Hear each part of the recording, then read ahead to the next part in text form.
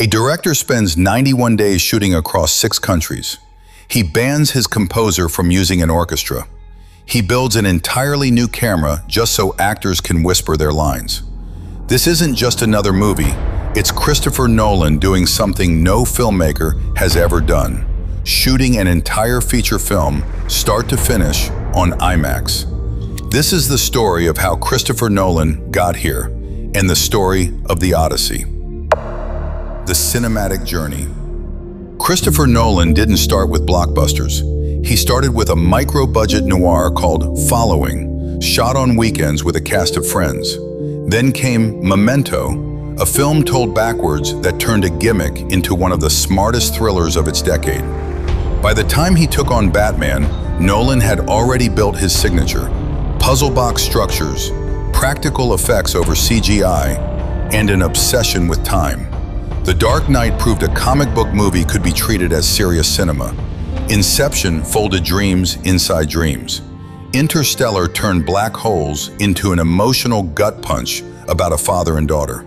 Dunkirk compressed war into 106 minutes of pure tension.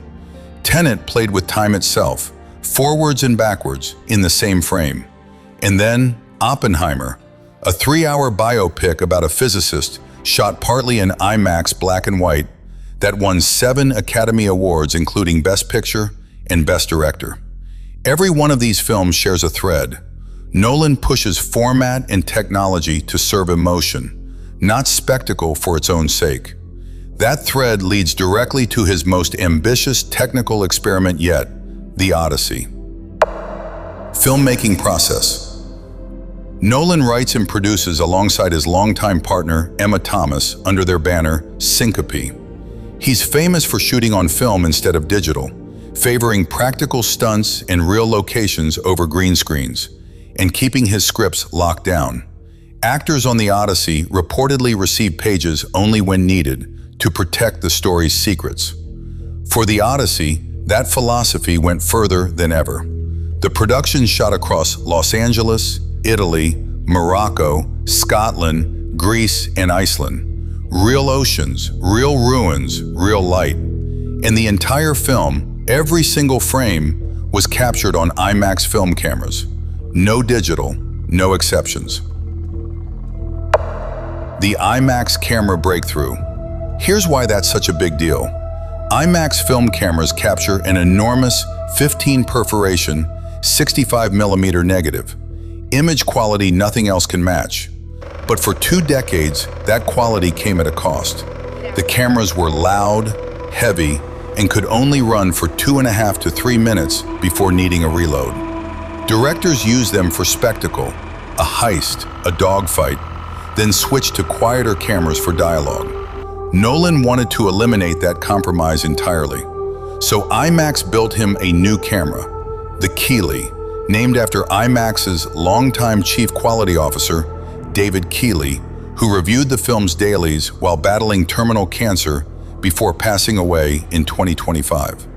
Nolan dedicated the finished film to him.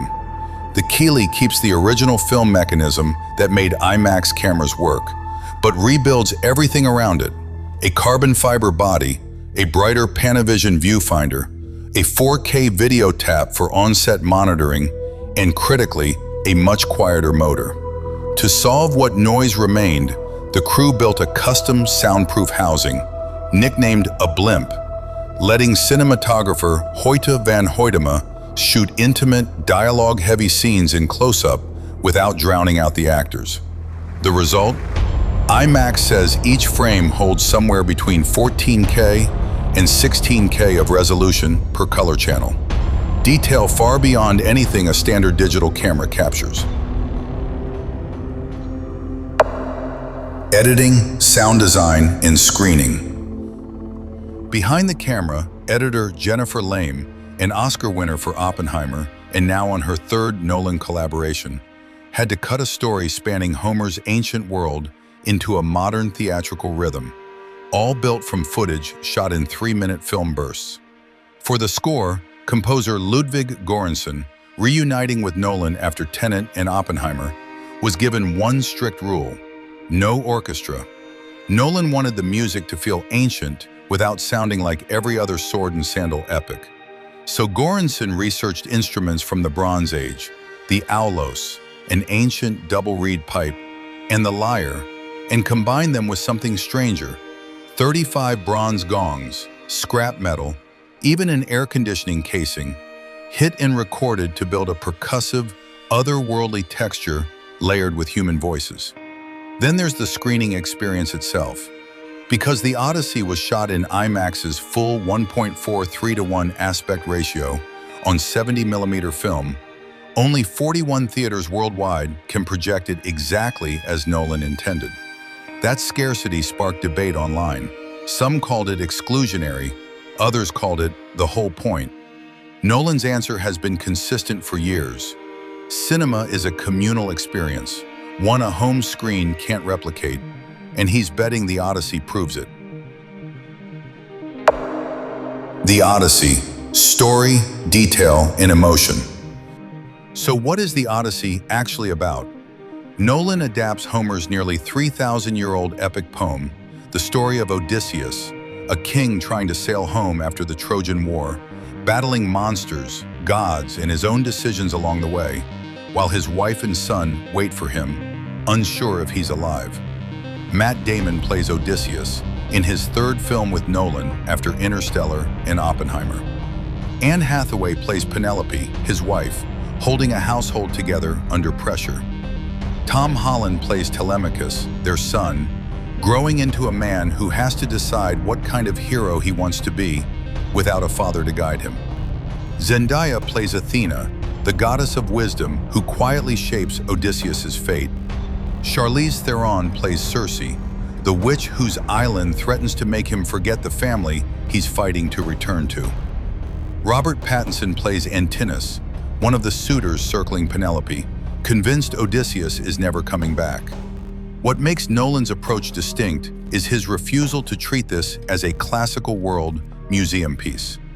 He said he wanted ancient Greece to feel recognizable and lived in, not like a costume drama, real sweat, real coastline, real weight to every choice. Underneath the spectacle, the Odyssey is a story about identity and homecoming. A man trying to figure out who he still is after 20 years of war and wandering, and a family trying to figure out if the person coming home is still the person who left. That emotional through line is exactly why the format matters. Shooting entirely on IMAX film wasn't a gimmick. It let Nolan capture the enormity of a stormy sea and the smallest flicker in an actor's eyes with the same camera, at the same fidelity, in the same scene.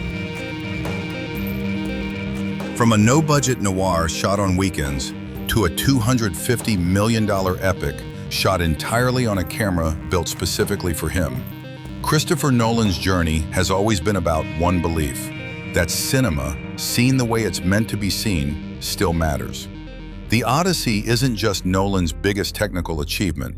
It's his argument for why we still need to leave the house, sit in the dark, and watch a story together. If you enjoyed this breakdown, subscribe for more deep dives into how great films get made. And let me know in the comments, are you seeing the Odyssey in true 70mm IMAX or standard format?